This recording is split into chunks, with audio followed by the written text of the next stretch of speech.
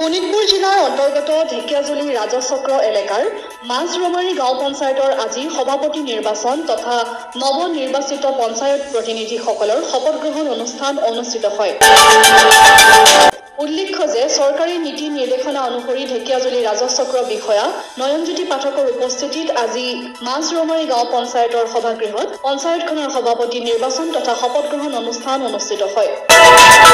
মাছৰমাৰী গাঁও পঞ্চায়তৰ ১ নং ৱাৰ্ড তথা মাছৰমাৰী গাঁৱৰ সদস্যা বিজুমণি হাজৰিকা পঞ্চায়তখনৰ সভানেত্ৰী হিচাপে নিৰ্বাচিত হোৱাৰ লগতে ১০ নং ৱাৰ্ডৰ সদস্য ভুৱন পটেল উপসভাপতি হিচাপে নিৰ্বাচিত হয়। আজি উক্ত শপত গ্ৰহণ অনুষ্ঠানত অমিয়পুৰ জিলা পৰিষদৰ সদস্যা কুসুম কুমাৰী ৰাজপুত, আঞ্চলিক পঞ্চায়তৰ সদস্য সন্তোষ দাস, ভাৰতীয় জনতা পাৰ্টি ঢেকিয়াজুলি মণ্ডলৰ সভাপতি কাজুদ্বীপ, ভাৰতীয় জনতা পাৰ্টিৰ নেতা ধনু তপ্ন, ভাৰতীয় জনতা পাৰ্টিৰ ঢেকিয়াজুলি মণ্ডল সমিতিৰ সাধাৰণ সম্পাদক ৰবীন্দ্ৰ বৰা, মাছৰমাৰী গাঁও পঞ্চায়তৰ সচিব বেঞ্জামিন মুছাহাৰী, ভাৰতীয় জনতা পাৰ্টিৰ কাৰ্যকৰ্তা আৰু স্থানীয় ৰাইজৰ লগতে কেইবাগৰাকীও বিশিষ্ট লোক উপস্থিত থাকে। মাছৰমাৰী গাঁও পঞ্চায়তৰ নৱনিৰ্বাচিত সভানেত্ৰী বিজুমণি হাজৰিকা আৰু উপসভাপতি ভুৱন পটেলৰ লগত উক্ত শপত গ্ৰহণ অনুষ্ঠানত মাছৰমাৰী গাঁও পঞ্চায়তৰ নতুন সমিতিৰ হৈ শপত গ্ৰহণ কৰা সদস্যসকল ক্ৰমে ২ নং ৱাৰ্ডৰ লাৱণ্য বৰুৱা, ৩ নং ৱাৰ্ডৰ সাবিনা ইয়াছমিন আৰু ৪ নং ৱাৰ্ডৰ দীপক তালুকদাৰ, ৫ নং ৱাৰ্ডৰ বাসন্তী কিষাণ, ৬ নং ৱাৰ্ডৰ চালবিনী লাকৰা, ৭ নং ৱাৰ্ডৰ শাৰদা দেৱী,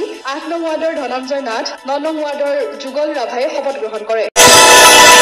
আজিৰ উক্ত শপত গ্ৰহণ অনুষ্ঠানত সকলোৱে সহযোগ কৰাত কৃতজ্ঞতা জ্ঞাপন কৰিছে পঞ্চায়তখনৰ সচিব বেঞ্জামিন মুছাহাৰীয়ে।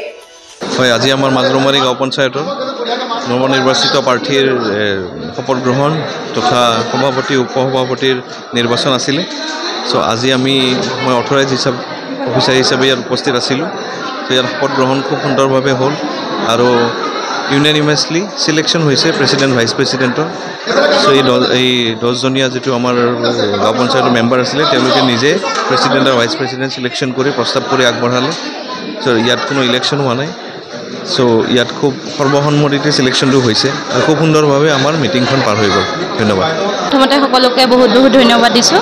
সকলো ৰাইজকে মোৰ উপস্থিত নৱনিৰ্বাচিত মেম্বাৰ বা সদস্যসকলক বহুত ধন্যবাদ দিছোঁ। সকলো ৰাইজকে দিছোঁ যিহেতু মোক ৰাইজে নিৰ্বাচন কৰি দিছে আৰু আমাৰ যিখিনি নৱনিৰ্বাচিত সদস্যসকল আছিলে তেওঁলোকৰ সৰ্বসন্মতিমতে মোক সভানেত্ৰী হিচাপে আজি নিৰ্বাচন কৰি দিয়াৰ বাবে সকলোকে মোৰ ফালৰ পৰা বহুত ধন্যবাদ দিছোঁ। আৰু আহি থকা দিনকেইটাত মই মোৰ যি মাছৰমাৰী গাঁও পঞ্চায়ত সুচাৰুৰূপে শান্তি বা সুচাৰুৰূপে মই ভালদৰে কাম কৰি যাম বুলি মই এটা এওঁলোকক আশ্বাস আৰু বিশ্বাস লৈ মই আহি থকা দিনবোৰ কাম কৰি যাম বুলি মই নিজে প্ৰতিশ্ৰুতি এটা লৈছোঁ। আজি ৪ নম্বৰ কাৰ্যসূচী চলি আছে যে মাছৰমাৰী পঞ্চায়তত সুস্থভাৱে আমাৰ শ্ৰদ্ধাৰ জ্যেষ্ঠ কাৰ্যকৰ্তা মোৰ দাদা ধনু তপ্ন ডাঙৰীয়াৰ নেতৃত্বত আজি কোনো ধৰণৰ বিতৰ্ক নোহোৱাকৈ আজি সভানেত্ৰী আৰু উপসভাপতি পদটি সুন্দৰভাৱে সৰ্বসন্মতিক্ৰমে পঞ্চায়ত গঠন প্ৰক্ৰিয়া সুন্দৰভাৱে হৈ গ'ল আৰু মন্ত্ৰী মহোদয় অশোক সিংঘালদেৱৰ মাৰ্গদৰ্শনত এটা সুস্থ পঞ্চায়ত, দুৰ্নীতিমুক্ত পঞ্চায়ত যাতে আমি সুকলমে ৰাইজৰ লগত লৈ আমি কাম কৰি যাব পাৰোঁ, এইটোৱে আমাৰ আশা আৰু বিশ্বাস। ভাৰতীয় জনতা পাৰ্টিৰ সমূহ কাৰ্যকৰ্তাক এই চেগতে ধন্যবাদ জনাইছোঁ আৰু সমূহ সদস্যাক ধন্যবাদ জনাই আমাৰ ZPC কাউন্সিলাৰ সকলোকে ধন্যবাদ জনাই যাতে শুভেচ্ছা জনাই আগন্তুক পঞ্চায়ত কাৰ্যকাল ধুনীয়াকৈ পাৰ কৰে, এইটোৱে আমাৰ আশা। নাই, এই ক্ষেত্ৰততো প্ৰথমতে মই মাছৰমাৰীৰ গাঁও পঞ্চায়তৰ সমূহ ৰাইজৰ আশীৰ্বাদ তথা আমাৰ যি 9জন আমাৰ যি সদস্য 10জন সদস্য খুব সুন্দৰভাৱে এক সিদ্ধান্তত তেখেতসকলে উপনীত হয়। আজি কোনো ধৰণৰ ভোটাভুটি নহ'ল, কোনো ধৰণৰ কণ্ট্ৰভাৰ্চি নহ'ল। সৰ্বসন্মতিক্ৰমে বিজুমণি হাজৰিকাক সভাপতি আৰু আপোনাৰ ভুৱন পটেলক উপসভাপতি হিচাপে নিৰ্বাচন কৰিলে। তাৰ বাবে মই প্ৰত্যেকজন সদস্যক আৰু আমাৰ ভাৰতীয় জনতা পাৰ্টিৰ যি নীতি আদৰ্শ সেই নীতি আদৰ্শ তেখেতসকলে আজি প্ৰতিপন্ন কৰিলে। তাৰ বাবে মই তেখেতসকলক বিশেষভাৱে ধন্যবাদ জনাইছোঁ। হয়, খুব ভাল আজি এটা দিন গৈছে মাছৰমাৰী পঞ্চায়তবাসী ৰাইজৰ কাৰণে।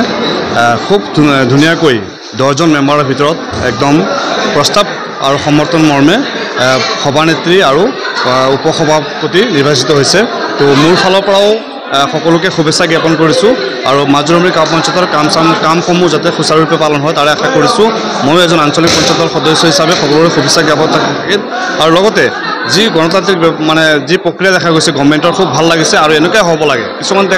কিছুমান ঠাইত আমি দেখিবলৈ পাইছোঁ এজনে কি দুজনে বহু ধৰণৰ বিসংগতি কৰাৰ চেষ্টা কৰে, কিন্তু এনেকৈ আমাৰ মাজুমাৰী পঞ্চায়তত হোৱা নাই আৰু এইটো অন্ততঃ নহয়ও। কাৰণ কি এয়া দেখা গৈছে এটা মানে উন্নয়নৰ যাত্ৰাৰ এইটো এটা সম বিকাশ আৰু সম উন্নয়নৰ এক সুন্দৰ পৰিকল্পনা আৰু এইমতে সকলো সমূহ মেম্বাৰসকলে সদস্যসকলে সমৰ্থন আৰু প্ৰস্তাৱ মৰ্মে সভাপতি নিৰ্বাচন আৰু উপসভাপতি নিৰ্বাচন কৰিছে। ধন্যবাদ। মই বিশেষকৈ আমাৰ মাজুমৰী পঞ্চায়তৰ সমূহ ৰাইজক ধন্যবাদ জ্ঞাপন কৰিব বিচাৰিছোঁ আৰু আমাৰ চিলেকশ্যন হোৱা যিসকল মেম্বাৰসকল আছিল তেওঁলোককো বহুত ধন্যবাদ জ্ঞাপন কৰিছোঁ। তেওঁলোকে ধুনীয়াকৈ সুকলমে সৰ্বসন্মতিক্ৰমে মোক আজি মাজুমৰী পঞ্চায়তৰ উপসভাপতি হিচাপে নিৰ্বাচিত কৰিছে আৰু সকলো ৰাইজৰ লগতে সদস্যসকলৰ আশা ৰাখিম আৰু ৰাইজৰ কাম কৰিম বুলি মই দৃঢ় বিশ্বাসী।